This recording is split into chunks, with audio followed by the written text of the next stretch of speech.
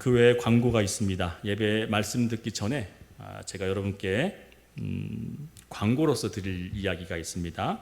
읽도록 하겠습니다. 여러분 앞에 이 서 있는 이 드림교회의 여러분의 담임 목사가 어떤 목사이길 바라시나요? 사람을 의식하고 세상의 방식대로 좋게 한 목사이길, 아니면 하나님만을 의식하고 하나님만을 좋게 하는 목사이길 바라시나요? 저는 성경 말씀대로 갈라디아서 바울의 고백대로 살아가야 할 종이길 원합니다. 저는 이번 3주 전의 일로 오늘까지 변명, 해명, 설득의 말을 하기보단 오히려 기도하는 시간을 더 가졌습니다. 성도에게나 제 자신에게 가장 유익한 모습은 어떤 모습일까 생각해 보았습니다. 그것은 하나님의 뜻과 음성에 더 귀를 기울이는 목사가 진짜 바른 종이라고 생각했습니다. 이 목사는 교회를 어떻게 이끌고 가야 하는가에 대해 진지하게 고민해보는 시간이었습니다. 이번 시간을 통해 하나님께서 크게 두 가지로 말씀하시고 깨닫게 하심에 오늘 이 자리를 빌어 말씀 시간이 아닌 광고 시간에 전하려고 하는 이유가 있습니다. 성경에서 말하고 있는 목사는 또한 드림교회에 세운 하나님의 뜻은 무엇인지 깊이 묵상해 볼 때, 첫째로는 붙여주시고 보내주신 성도님들의 하나님의 자녀라고 하는 생각을 올바르게 갖고 인도하는 자가 되는 것입니다. 둘째로는 영의 양식인 성경 말씀을 잘 가르치는 자가 되어야 한다는 것입니다. 만약 제가 하나님의 가르침과 성경의 말씀에 위배된 삶이나 언행이 나타날 때에는 그 누구보다도 혹독하리만큼 하나님의 책망과 징계를 받을 것이며, 또한 맡겨진 성도들로 하여금 수치와 조롱을 받아 마땅하다고 생각합니다. 그러나 이 자리를 빌어 드림교회를 섬기며 단독 목회를 한 기간 동안 사람 앞에는 참으로 죄 많은 모습에서 나오는 부끄러움과 부족과 연약이 많은 사람인 것을 진심으로 인정합니다. 그러나 과연 하나님 앞에 올바르게 성경 말씀대로 살고자 하는 모습에 최선을 다해 오늘까지도 서려고 노력하고 의지하는 자입니다. 영의 말씀에 대한 가르치는 자로서의 역할을 잘 감당하기 위해서 밤을 새워서라도 하나님 말씀과 주시는 레마를 얻기 위해 무단히도 산고의 고통을 겪으며 지금까지 강단에 서려 했었습니다. 저는 오늘 이 자리를 빌어서 드림교회의 하나님의 주권과 그분의 뜻하심으로 이끌고 인도하기로 정했습니다. 여기 모인 모든 자들에 대해 저는 어느 누구보다도 확실한 것이 있습니다. 내 자녀 내가 직접 보낼 테니, 저는 이 말씀을 소유한 이후부터 한 성도 하나님께서 분명하게 뜻하시고 계획하심이 있어 이 드림교회에 보내셨음을 믿고 있습니다. 여러분을 하나님의 뜻 가운데로 인도하고 안내하기 위해서 무엇보다 중요한 것 한 가지는 목사가 오직 하나님의 선명하고 분명한 뜻에만 따르고 서 있어야 한다는 사실입니다. 사람을 좋게 하랴 하나님을 좋게 하랴 갈라디아서 말씀처럼 저는 사람에 흔들리지 않고 물질에 의지하지 않고 세상 방식을 따르지 않으며 오직 하나님의 뜻과 일하심만을 더욱 의지하는 것으로 이 교회를 세워나가도록 하겠습니다. 무수한 말 100마디 하기보단 무릎을 꿇고 하나님께 기도하는 것을 택할 것이고, 무식하고 허황된 방법일지는 몰라도 하나님의 일하심을 더 의지하고 붙들 것이며, 어떤 일이든 사람이든 하나님께서 기뻐하시는 뜻을 따르는 교회가 되는 것을 저는 선택하기로 했습니다. 오늘 설교 말씀은 이 광고처럼 저의 사견과 주관적인 입장을 완전하게 빼고 오직 순수한 하나님이 주시는 말씀만 전하기 위해서 이렇게 광고 시간을 빌어 저의 입장을 전해드립니다. 이 말씀을 받으시는 여러분 역시도 사람의 말로, 때로는 하나님의 말로 받으실 것에 대한 자유함을 드리기를 위함입니다. 이곳에 직접 오셨다고 생각하신다면 떠나실 때도 직접 결정하셔도 괜찮습니다. 다만 하나님께서 이곳으로 보내시고 인도하셨다면 각 개인마다 무엇을 원하시는지, 보내셨는지에 대한 정도는 알아야 하지 않을까요? 교회가 무엇인지, 또한 드림교회가 어떻게 세워져야 하는지에 대해 크게 두 가지로만 광고로 전하겠습니다. 예배 후 셀 모임은 기존 3시에 끝난 것을 오늘부터 시작해서 식사와 청소 후 셀 모임은 30분만 가지기로 하고, 아무리 늦어도 2시에 모든 것을 끝내도록 진행하겠습니다.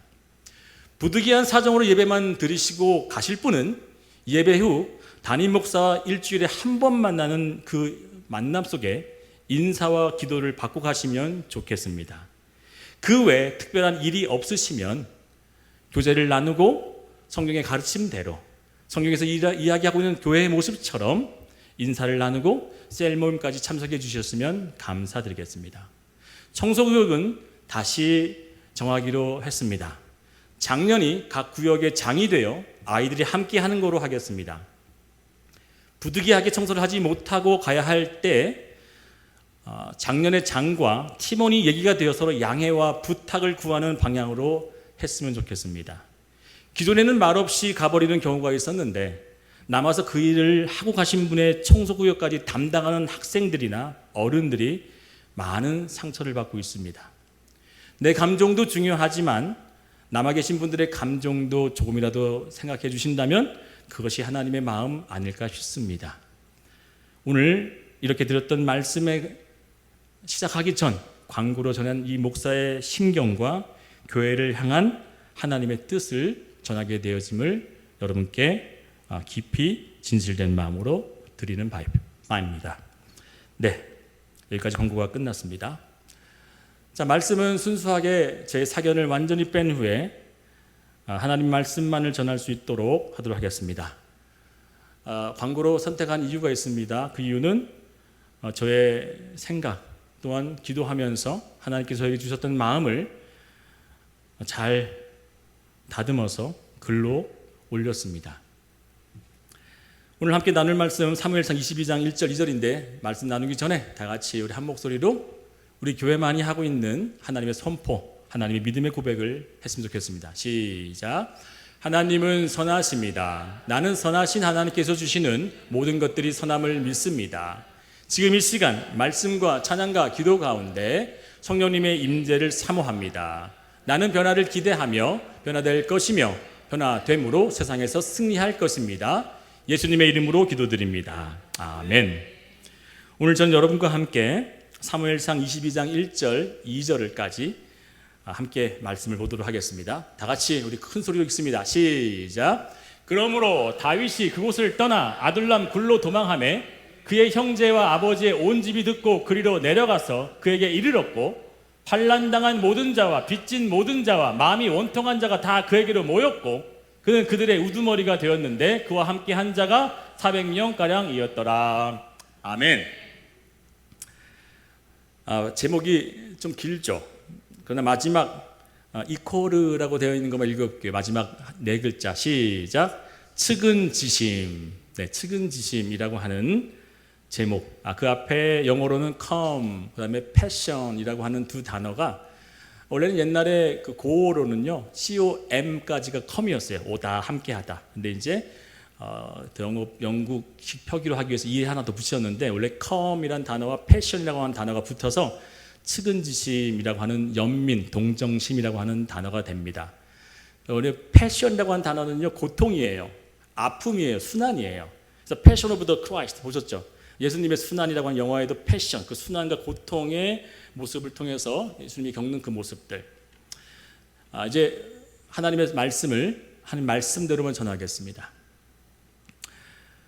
우리는 흔히 하나님의 말씀에 순종하고 헌신하면 긍정적인 좋은 것으로 즉각적으로 응답하실 거라고 하는 막연한 기대감이 있습니다. 그러나 성경을 보게 되면 우리가 믿고 싶은 결과보다는 순종했는데 좋지 않은 결과가 따른 것이 많았나요? 적었나요? 훨씬 많습니다. 순종했는데 안 좋은 결과가 우리에게 주어졌다는 일들이 훨씬 많다는 거죠. 그러면 왜 이런 일들을 통해서 우리에게 계속 순종을 요구할까요? 아브라함은 모든 것을 다 내려놓고 시작 하나님 앞에 따라나가는 그 첫 여행에 뭐가 그 앞에 펼쳐졌죠? 기근이 펼쳐졌습니다. 그렇죠? 요셉도 아버지 말씀에 순종하여 형들의 안부를 묻기가 갔는데 그곳에는 노예와 억울함과 구덩이가 기다리고 있었죠. 오늘 다윗도 이스라엘을 조롱했던 골리앗이라고 하는 장군을 없애기 위해 하나님 이를 주고 섰지만 그로 말미암아 시기와 질투를 받아서 살해 위협을 받는 억울함을 당했습니다. 네, 모두 다 순종했는데 그에 따르는 결과는 어땠어요? 내가 원치 않는 일들이 주어졌다는 거죠.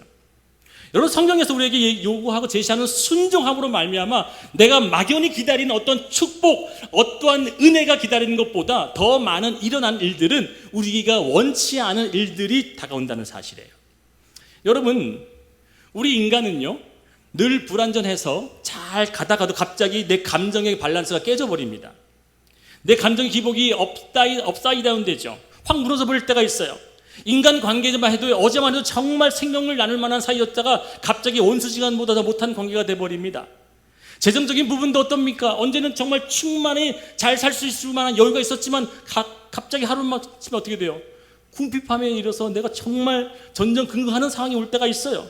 건강은 어떻습니까? 저 역시도 건강에 자부했던 사람인데 갑자기 병이 찾아와서 약을 먹고 있는 이 모습을 보면서 야, 이렇게 정말 한순간이구나라고 하는 모습을 본다는 거죠.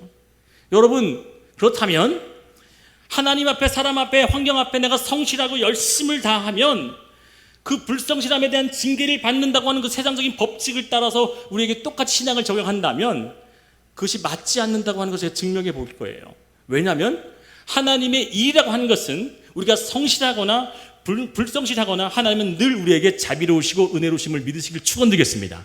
우리가 성실하든 불성실하든 열심을 내지 못하든 게으르든 하나님은 우리의 삶 가운데 늘 일하시고 우리의 모든 삶을 주관하시기에, 만약에 생각해 보시라고요, 정말 이 세상에 하나님이 원하시는 사람들이 DNA 자체가 훌륭하고 열심만 있고 그 사람의 삶에 정말 좋은 것들만 가득한 사람들만 남아있다고 한다면 우리 같은 사람은 있을 수가 없다는 거죠. 다 좋은 DNA, 좋은 성격을 가진 사람들, 좋은 감정을 가진 사람들, 그러나 못난 사람들, 때로는 연약한 사람들, 때로는 악한 자들도 하나님께서 들어 사용하심으로 말미암아 하나님의 의와 은혜가 드러나기 위해서 일하신다는 사실을 우리는 너무나 쉽게 잃어버린다는 거죠. 예수님께서 부르셔서 제자가 되거나 그의 하나님의 놀라운 은혜를 감당해낼 수 있는 사람들이 되어질 수 있는 첫 번째 이유는 그 사람이 어떤 점이 아니라는 거죠.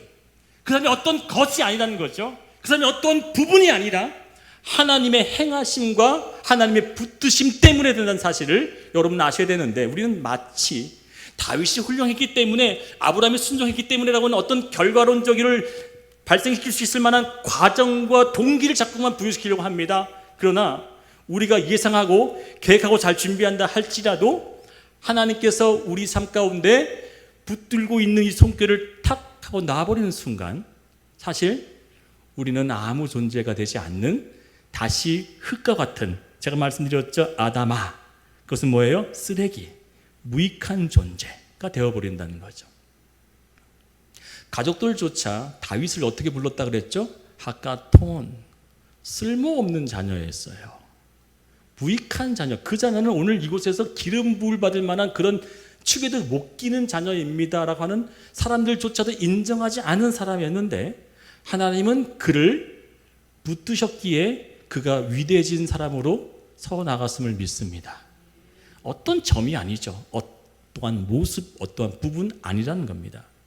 여러분, 자동차를 운전하다 보면요, 때로는 아득한 일들을 경험할 때가 많습니다. 제가 아무리 운전을 잘하고 한다 할지라도, 나는 아무리 잘 준비해서 방어 운전을 하고 예비 운전을 한다 할지라도 갑자기 뒤에서 팍 하고 치는 경우 있어요, 없어요? 제가 한번 그런 경우 당했잖아요. 처음으로 그런 경우 당하고 나니까 그때부터 무서워서 그냥 조그만 차를 못 타고 다니겠더라고요. 반면에 내가 아무리 조심한다 할지라도 내게 위험이 닥칠 수 있을 만한 일들이 우리에게 산지했음에도 불구하고 우리는 그렇게 살아가고 있는 그 순간순간을 감사하지 못하고 때는 어떡합니까? 이것이 당연한 것으로 나의 열심과 나의 조심과 나의 안정감을 지키려고 하는 나의 의지와 힘으로 나타난다고 생각하지만 성경은 얘기합니다. 꽃 한 포기도 어떻게 해요? 하나님의 주권 없이는, 참새 한 마리도 하나님의 능력 없이는 어떻게 한다고요? 팔리거나 땅에 떨어지지 아니한다. 우리 이걸 너무나 쉽게 잊는다는 거죠. 마치 내가 열심히 살고 열심히 준비하고 예방하며 열심히 모으고 내 마음의 모든 것들을 잘 지키면 내가 내 삶을 잘 안전하게 도울 수 있어. 죄송합니다. 아니요. 하나님의 붙드심만이 우리를 인도해낸다고 한 사실을 우리는 깨달아야 한다는 사실입니다. 베드로에게 여러분 이런 이야기를 한다면 아마 제가 여러분과 오늘 이 시간에 내가 마치 베드로가 되어진 것처럼 한번 들어보십시오. 이 말씀 굉장히 유명한 말씀이죠. 근데 이 말씀이 담겨있는 뜻이 뭔지 알게 되면 굉장히 부담스러운 얘기입니다.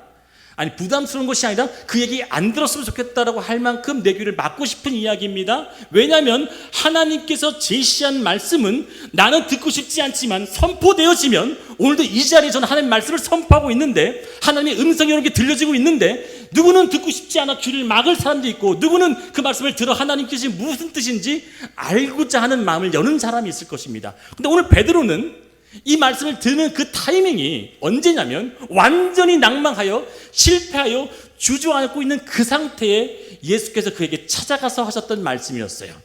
어떤 말씀인지 함께 봅니다. 같이 읽습니다. 시작. 내가 진실로 진실로 내게 이르노니 내가 젊어서는 스스로 띠띠고 원하는 곳으로 다녔거니와 늙어서는 내 팔을 벌리니 남이 내게 띠띠우고 원하지 아니하는 곳으로 데려가리라. 정말 혼자 있는 거예요? 같이 있어요. 같이. 마지막 어디 부분만? 남이 내게 띠띠우고부터 시작. 남이 내게 띠띠우고 원하지 아니하는 곳으로 데려가리라. 아멘인가요? 근데 베드로가 이것을 아멘을 그 당시 때 어떻게 했을 것 같아요? 자, 여러분 베드로가 됐다고 생각해 봅시다. 이 얘기는 무슨 얘기인지 아세요? 원문에 더 정확히 써 있습니다. 너는 네가 원치 않는 죽음을 맞을 것이다 그래요. 여러분, 자신을 배신했던 베드로에게 찾아가서 다시금 그에게 힘을 주고 한번 잘 해봅시다. 다시 힘을 내서 우리의 귀한 사역을 같이 동역해 봅시다 라고 하는 그에게 격려하려야 될 얘기인데, 그러면 어떻게 얘기하는 게 맞아요? 세상 같으면 제가요 큰 자리 하나 줄게요. 저를 열심히 일해주면 금은벌을 줄게요. 내가 높은 자리에 앉혀줄게요 라고 하는 세상에 달콤한 사탕 발림의 이야기를 해야 하는 것이 맞는데, 너는 유명인사가 될 거야, 많은 재산을 축적할 수 있을 거야, 부유하게 될 거야, 명예와 지위를 얻을 거야 라고 하는 그런 얘기로 그를 꼬셔야 되는데, 그게 아니라 예수님은 어떠한 말씀을 했냐면, 너가 정말 내 인생을 모든 것을 바치며 따르려면 너는 네 목숨을 잃을 수도 있어 라고 한다는 거예요. 여러분, 지금 이 자리에 앉아있는 여러분들은 정말 무슨 마음으로, 어떤 생각으로 하나님의 말씀을 따르고 교회를 섬깁니까? 이 말씀에 젊어서 여전히 어리고 미성숙한 때는 너는 잘 몰라.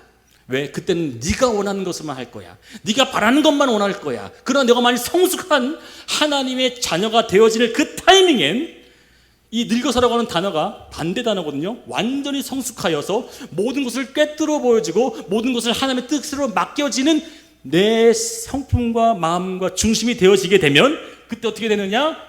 좋아하는 것을 뭐 한다? 내가 버리고, 내가 원하고 내가 좋아하는 것을 버리고 하나님이 좋아하는 것을 따를 것이야 라고 한다는 거죠. 저는 오늘 광고 때 그 얘기를 했습니다. 기도하며, 하나님, 제가 어떤 말씀을, 어떻게 이 교회를 이끌어가야 됩니까? 저 정말 자신이 없어요. 힘듭니다. 어렵습니다. 그러나 주님이 하라고 한다면 저는 무조건 할 거예요. 왜요? 전 주님을 붙잡는 종이고 주님의 붙들려 쓰임받는 종이기에, 저는 때로는 가족도 의지하지 않는, 어쩌면 너무나 외골수 고리타분한 하나님만 붙잡는 종이기 때문에 하나님 저에게 말씀해 주옵소서. 그때 주셨던 말씀이 바로 갈라디아서 말씀입니다. 내가 사람을 좋게 하랴 하나님을 좋게 하랴. 여러분, 너는 그 죽음을 정말 받아들일 수 있겠니? 라고 하는 그 이야기를 듣는다면 우리는 어떻게 해야 될까요? 저는 오늘 이 자리에 계신 여러분들에게 이런 말씀을 꼭 전하고 싶습니다. 그 이유는 하나님의 마음이기 때문이 그렇습니다. 하나님은 무엇을 여러분에게 하기를 보다는, 무엇을 이루어내길 보다는, 어떤 것을 성취해낸 것들보다 더 중요시 여기는 것은 내가 하나님을 아는 것을 원하신다는 거예요. 정말 하나님이 누구신지, 내가 따르고 내가 섬기고 나를 보내시고 나를 인도하고 나를 여전히 지금도 이 자리에 함께 하신 그 하나님이 어떠한 분인지를 알기를 원하시는 것이 제사를 드리는 것보다 더 중요하고, 네가 드리고 있는 그 못도한 헌신과 헌물과 봉사, 그보다 더 중요한 것이 여호와를 아는 것이다 라고 했어요. 저는 오늘 이 자리에서 우리 가족들에게 이렇게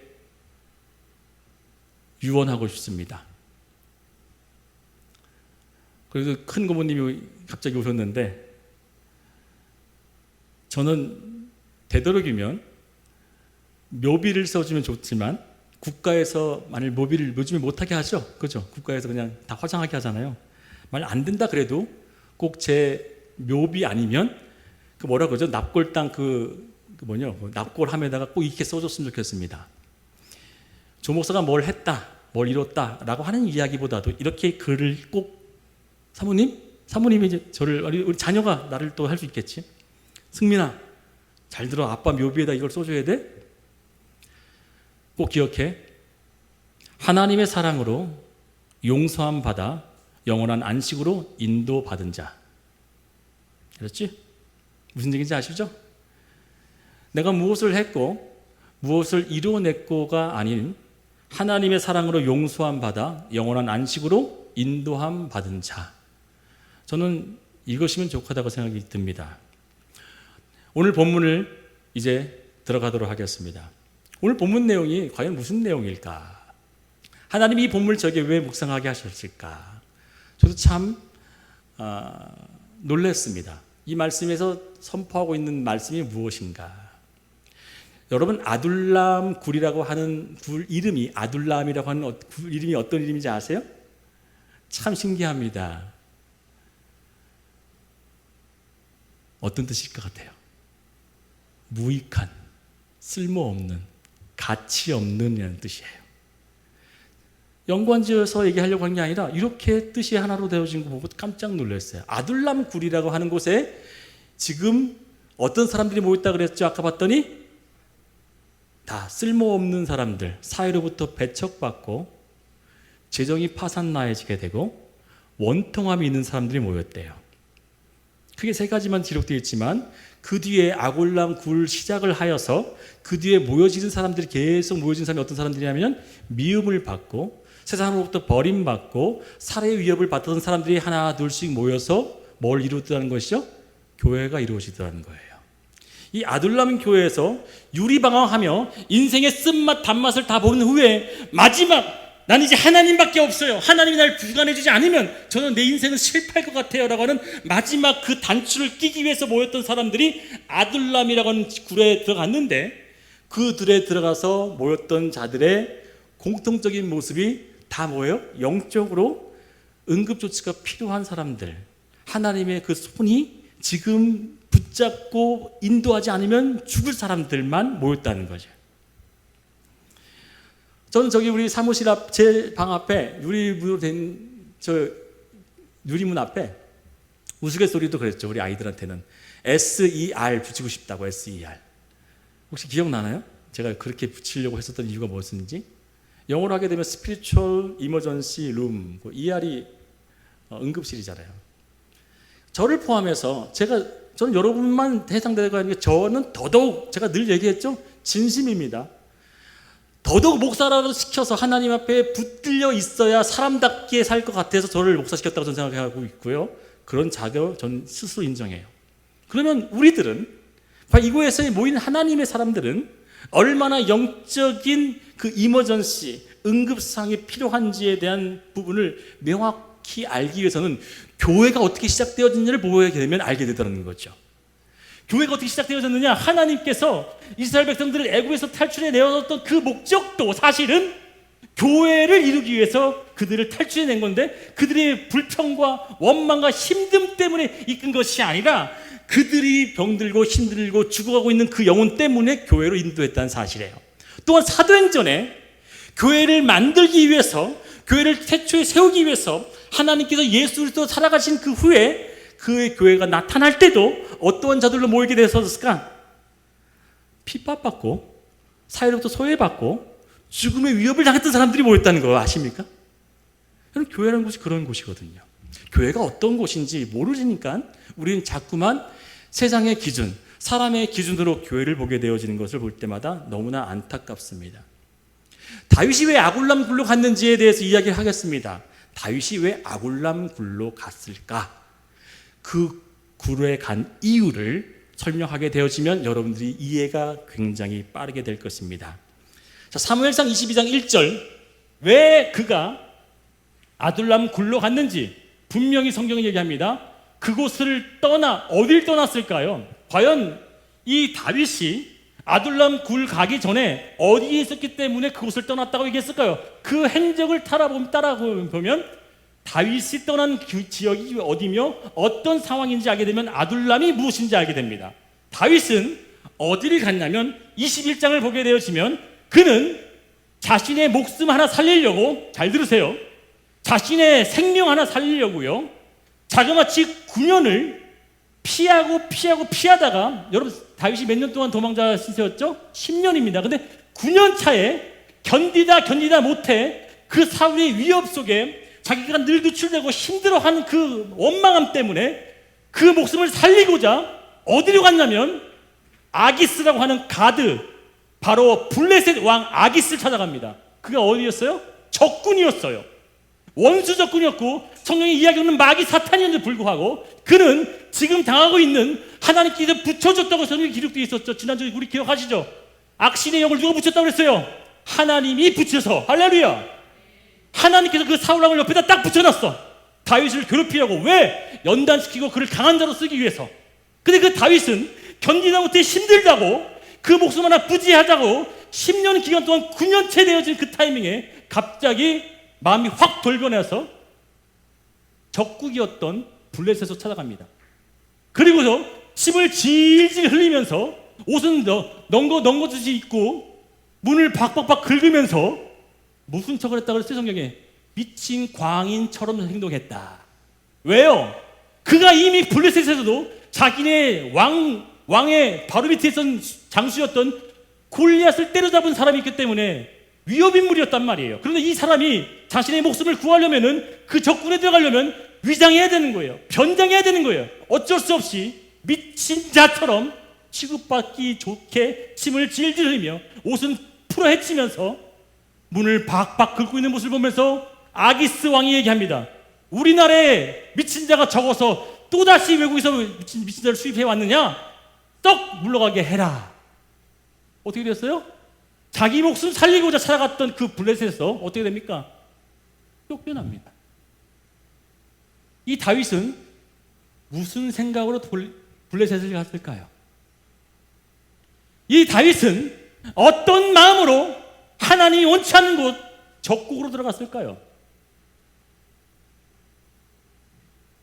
그 이유를 성경은 너무나 분명히 보여주고 있습니다. 철저한 인본주의적 생각으로 결정한 것에는 인본주의적 결과만이 따릅니다. 제가 광고를 통해서 이야기했었던 그 이유도 저는 철저한 인본주의적 하나님의 인도함과 하나님의 계획하심으로 행하는 것이 아닌 오직 순도 100%의 하나님의 인도하심으로만 따르기로 결단했어요.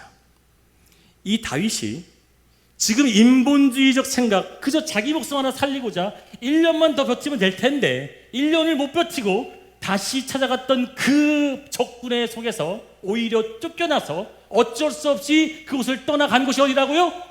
무익한 곳, 아무도 돌아보지 않는 그 아둘람 굴에 들어가 버리는 거예요. 그리고 그 굴에 들어갔더니 그때 어떻게 했더라? 또 다른 무익한 자들과 또다시 쓸모없는 자들과 원통함과 재정이 파산난 자들과 그의 모든 사람들이 어떻게 해요? 하나 둘씩 그곳으로 모이더라. 여러분, 인본주의적 사상과 인본주의적 세상의 기준, 사람의 가치 기준으로 결정해서 그의 뜻이 오히려 하나님의 뜻에 위배됐던 인생 중에 가장 대표적인 인물이 누구죠? 요나죠. 요나 어떻게 했어요? 하나님의 음성 들었어요, 안 들었어요? 정확히 들었어요. 요나야, 너 저기 가. 요나야, 너야 가는 곳은 저기야. 그런데 요나는 저긴데 알면서도 어떻게 했어요? 반대로 갔다 그랬어요. 정반대. 그리고 배를 타서 그 배가 하나님이 원하신 길이 아닌 하나님이 원하신 길에 또다시 더 멀리 가는 배를 탔어요. 어떻게 됐습니까? 철저하게 자신의 계획과 자신의 뜻과 인간적인 생각으로 선택했던 그 길에는 결국은 하나님의 뜻이 개입되려면 어떻게 했습니까? 그를 인간적인 방법으로 그가 하나님을 바라볼 수 있게끔 만들어져야 된다는 거죠. 여러분, 요나는 자신이 풍랑을 일으키는 원인인 것을 알았어요, 몰랐어요? 알고 있었어요. 그래서 사람들이 막 이런 얘기를 하죠. 야, 우리 제비 뽑아가지고 누가 저주받을 사람인지 알아서 그 사람을 바다에 빠치자, 제물로 바치자. 그래서 제비 뽑을 필요 없어요, 저 때문에 그래요 라고 그거 알아요. 나 때문에 그렇습니다, 내가 온전치 못했기 때문에 이런 일이 벌어졌어요 라고 하는 그 고백을 합니다. 근데 사람들은 살인하고 싶지 않잖아, 손에 악을 묻히고 싶지 않으니까 그래도 제비 뽑아봅시다 라고 해서 제비 뽑았더니 어떻게 뽑았어? 요나가 뽑히는 거야, 정확하게. 기가 막히죠. 여러분, 아둘람 굴로 오게 만드신 것은 사실 누구의 계획이 무산된 거예요? 다윗의 계획이 무산된 거예요. 그는 아둘람 굴로 가길 원치 않고 블레셋 굿에 가가지고 자신을 안전하게 보호해 줄 것이라고 믿었던 그 안정감을 찾으러 갔지만 오히려 조롱과 수치를 당해서 쫓겨나게 돼버립니다. 그런데 더 놀라운 사실이 있습니다. 이 말씀 은혜 받기를 바랍니다. 따라했으면 좋겠어요. 내 계획이, 크게요, 내 계획이 무산되는 그곳에서부터 하나님의 예비하심이 나타났습니다. 아멘인가요? 내 계획이 무산되는 그곳에서부터 하나님의 계획이 나타난다는. 근데 오늘 불었던 찬양이 그래요. 내가 주인 삼은 모든 건 내려놓고. 오늘 사실 제가 찬양을 다 네 곡 다 원래는 사실상 여러분 사랑으로 노래를 다 준비했었어요. 그래서 우리 성현이가 오늘 사분 찬양 왜 바꿨어요? 바꾼 이유가 있습니다. 여러분, 제가 설교를 27일 준비해놨어요. 이번 주 거, 다음 주 거 27일 다 준비해놨는데 제가 기도했어요. 하나님, 저 내일 말씀을 증거해야 됩니다. 어떤 말씀을 증거해야 되는 것이 맞습니까? 여기 말씀하여 주옵소서. 제가 어떻게 해야 될지 모릅니다. 두렵고 떨리고 또 하나님께서 하셔야 될 일이기 때문에 더더욱 하나님이 원하시는 것을 전해야 될 것 같습니다. 그래서 오늘 이 말씀 들었기 때문에 이 말씀에 따라서 제가 찬양을 다시 바꾼 거였어요. 그래서 우리 찬양팀한테 제가 정말 미안하다라고 사과를 했는데, 자, 그렇다면 이제 다윗으로 다시 돌아가 볼게요. 여러분, 다윗이 왜 인본주의적 선택을 했을까요? 왜 다윗이 잘 견디다, 잘 버티다, 왜 적국의 손으로까지 갈 수밖에 없었을까요? 그 이유를 성경은 이렇게 이야기하고 있습니다. 사무엘상 21장 10절 다 같이 한 목소리로 읽습니다. 시작. 그날에 다윗이 사울을 두려워하여 일어나 도망하여 가드왕 아기스에게로 가니. 여러분, 다윗은 성경 전체를 보게 되면 공통적으로 늘 했던 패턴과 모습이 있습니다. 열왕기상, 사무엘상, 역대상에 등장하는 다윗의 패턴 중에 하나가 뭐냐면 늘 그는 어떠한 일을 할 때, 어떠한 결정을 할 때, 어떠한 액션을 취할 때 늘 여호와께 여쭙고 묻자와라고 하는 단어가 항상 포함됐었어요. 뭐라고요? 누구께 물었다고요? 사람에게 물었대요? 사람에게 자문을 구했대요? 사람과 대화를 나눴대요? 아니요. 그는 늘 여호와께 여쭙고 여호와께 묻자와, 그 단어가 늘 함께했던 사람인데, 오늘 이 본문에는 갑자기 9개월 쫓아다닌 게 아니고 9년 동안 위협을 받고 두려웠을 텐데도 불구하고 갑자기 어떤 두려움에 싹 사로잡히게 되니까 뭐예요? 여호와께 물었던 것이 있었어, 없었대요? 없었다는. 하나님께 묻지 않고 하나님께 구하지 않고 내가 눈에 보여지는 환경과 사람에 의해서 그가 결정되어졌던 그 모습이 결국엔 어떤 일들을 벌여졌느냐? 계속 인간적이던 모습들에 대한 결과. 이가 아둘람 굴로 다시금 들어가서 그때부터 이 아둘람 굴에서부터 완전히 없음에 대한 그 현장에서 자신의 무익을 발견한 그 모습, 얼마나 초라하겠어요. 막 미친 사람도 취급받고 미친 행위를 했다가 그것도 안 통해서 다시 돌아왔는데 이제는 정말 굴에 갇혀가지고 아무도 또 쓸모없는 자가 더 되어버리는 이 현장에서 그는 이제부터 어떠한 모습으로 바뀌어 나가느냐? 22장 오늘 읽었던 본문이죠. 23장 보겠습니다. 23장에 다윗이 어떻게 바뀌었을까요? 보겠습니다. 시작. 이에 다윗이 묻자와 뭐 했대요? 그 다음에 가로되 하나님께 물었더니 하나님이 뭐 하시다? 응답하시고. 또 볼게요.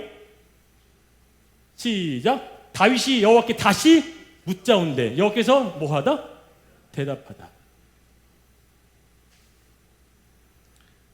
이 앞에 서 있는 목사를 이상하게 보지 마시기 바랍니다. 저는 하나님의 뜻과 하나님의 음성을 듣고 따르는 목사입니다. 그 이유는 성경의 창세기 때부터 하나님은 아담과 하와를 만드실 때부터 뭘 하기 원하셨어요? 대화하기를 원하셨어요. 맞습니까? 틀립니까? 아담과 하와를 만드시고서부터 그와 늘 뭐 하셨어요? 대화하셨어요. 오늘도 지금도 우리에게 말씀을 통하여서 지금도 대화하기를 원하십니다. 우리는 하나님의 뜻을 구한다고 하면서도 여전히 내 주변에 있는 사람의 소리, 내 중심의 마음, 내가 가졌던 내 생각에 따를 때가 얼마나 많나요? 진정한 말씀을 듣게 되면요, 둘 중 아니면 하나입니다. 정말 여러분들이 하나님 말씀이 들리면요, 오늘 이 자리에서도 하나님의 음성이 들리면요, 둘 중 아니면 하나의 모습이 반드시 나옵니다.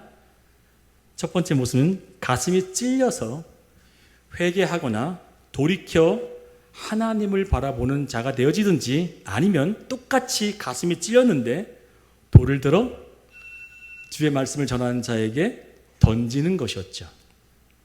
여러분, 오늘 저는 여러분에게 광고 시간에 이렇게 얘기를 했습니다.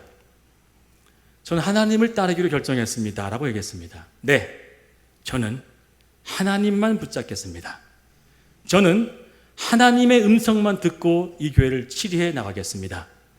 저는 하나님 앞에 부끄러움 없이 살기로 결단하고, 행여라도 여러분 모습 속에, 여러분 시선 속에, 여러분 귓가에 제가 하나님 앞에 온전치 못한 모습이 있다고 한다면 얼마든지 돌을 들어 저에게 던져주기를 부탁을 드리겠습니다.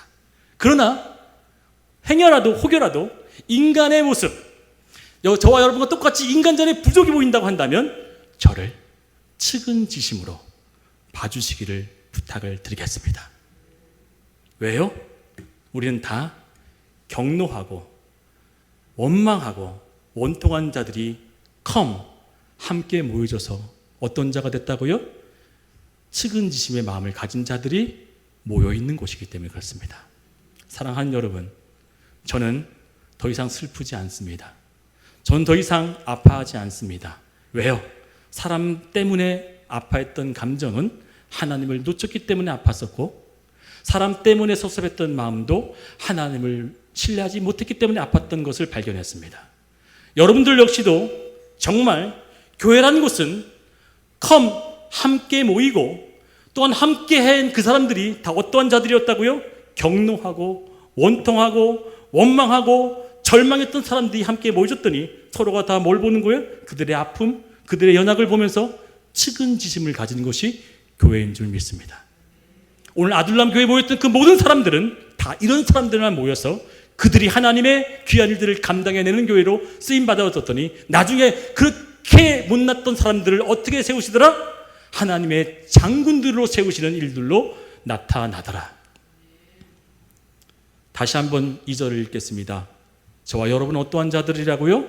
오늘 본문은 정확히 얘기합니다. 시작. 환난당한 모든 자, 빚진 모든 자와 마음이 원통한 자가 다 그에게로 모였고, 다윗은 그들의 지도자가 되었는데 그와 함께한 400명가량이었더라. 아멘.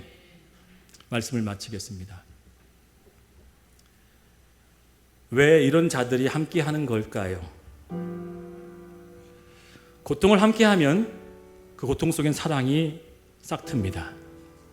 환난과 어려움을 서로 감당하면 그곳에 예수 그리스도의 모습이 나타납니다. 기쁨과 감사만을 추구하는 것은 여전히 우리는 세상적인 모습으로 따라가는 것과 별반 차이가 없을 것입니다. 그러나 더 끈끈해지고 단합되는 때가 언제인가요? 어려움을 서로 잘 극복하며 그것을 합동하여 나간 자가 될 줄 믿습니다. 하나님의 사람들은 그러한 사람들이 모여 하나님의 뜻이 이루어지는 곳이 되어야 된다고 저는 믿습니다. 오늘 교회가 무엇인지, 교회가 어떻게 되어야 되는지 그것을 알기 위해서는 반드시 한 사람을 소개해야 됩니다. 이 사람을 통해서 교회가 다시금 뭉쳐지게 되어졌고, 흩어졌던 많은 교회들이, 두려움을 떨었고 염려했던 그 교회들이, 마음이 갈갈이 찢어졌던 그 사람들의 마음들이 어떻게 하나가 되어졌을까? 그 사람을 소개하면 교회가 어떻게 세워져야 되는지를 알 수 있습니다. 바로 스데반입니다. 스데반은 어떤 사람이라고 성경이 기록합니까? 그가 돌에 맞기 전에 이렇게 얘기했고, 돌에 맞아 죽어갈 때도 그렇게 얘기했습니다. 돌에 맞기 전과 전후가 똑같이 사용했던 단어 하나가 등장하더라는 거죠. 사도행전 6장 10절 봅니다. 스데반이 지혜와 성령으로 말함을, 그가 성령이 충만했다고 얘기했고요, 그는 늘 성령에 함께했던 사람이고요, 그는 어떠한 환경보다도 하나님의 음성에 따라 움직였던 사람이었어요. 스데반 집사는 하물며 집사였어요. 사도도 아니었어요. 평신도였어요. 근데 이가 돌을 쳐서 죽여가는 그 사람들을 향해서, 그들을 향해 하나님 저를 용서하시고 그들에게 죄를 돌리지 말아주옵소서라고 했었던 주 죽음을 맞이하는 마지막 고백의 입술에 그를 어떻게 사람들이 받느냐? 이렇게 봤습니다. 스데반이 성령 충만하여, 성령 충만한 교회가 되기를 저는 원합니다. 하나님 말씀을 알면, 진리를 깨달으면 곧 그것이 성령이 곳이고, 성령이 내 안에 안주하시고 내주하신다면 우리는 성령에 따라 움직이는 사람이 되어야 될 줄 믿습니다. 사도행전 2장 42절 47절까지 제가 낭독해 드리겠습니다. 과연 교회가 어떤 게 교회인지 모르셨다면 지금 배우십시오. 내가 알지 못했다면 지금 깨달으십시오. 그들이 사도의 가르침을 받아 서로 교제하고 음식을 나누며 오로지 기도하기를 힘쓰니라. 사람마다 두려워하는데 사도들로 말미암아 기사와 표적이 많이 나타나니 믿는 사람이 다 함께 있어 모든 물건을 서로 통용하고 또 재산과 소유를 팔아 각 사람의 필요를 따라 나눠주며 날마다 마음을 같이하여 성전에 모이기를 힘쓰고 집에서 떡을 떼며 기쁨과 진정한 마음으로 음식을 먹고 하나님을 찬미하며 또 온 백성에게 칭송을 받으니 주께서 구원받는 사람을 날마다 더하게 하시니라. 이것이 교회입니다. 이것이 하나님이 원하시는 참된 교회의 모습입니다. 당시 예수 믿는다고 핍박받던 사람들이 모여서 기도하고 서로를 아끼며 그들의 모든 것들을 나누며 함께 음식을 떼며 교제했던 것, 무엇보다도 무엇에 힘썼다 그랬어요? 기도하고 말씀 나누는 것에 힘썼다 그랬어요. 여러분, 저는 여러분께 계속 금요 기도회를 이야기하고 있습니다. 안 나온다고 여러분들을 이상하게 보지도 않아요. 다만 못 나오신다고 할지라도 내가 있는 그 현장의 삶의 속에서 하나님과 함께 할 수 있는 기도의 시간을 보내주기를 당부를 드리겠습니다. 왜요? 그것이 교회가 감당해야 될 모습이고, 저희가 1000명, 몇백 명 되는 교회면 이런 얘기가 할 이유가 없어요. 그런데 몇 명 되지 않는 이 교회, 서로 나누고 사랑으로 연합해야 되고 서로 위로해야 되고 서로 부족한 자들 모여서 서로 측은지심의 마음을 가져야 될 이 공동체가 어느 때부터 어느 순간 무엇 때문에 왜 그랬는지도 모르겠지만 시기하고 질투하고 미워하고 헌담하고, 저는 하나님의 거룩한 이 교회가 그렇게 되어지는 것을 원치 않습니다. 어떤 이든 사랑하고 용납하고 허물을 덮어주고 그를 감싸줄 수 있는 하나님께서만 함께하는 교회가 되기를 간절히 당부드리겠습니다. 기도하겠습니다.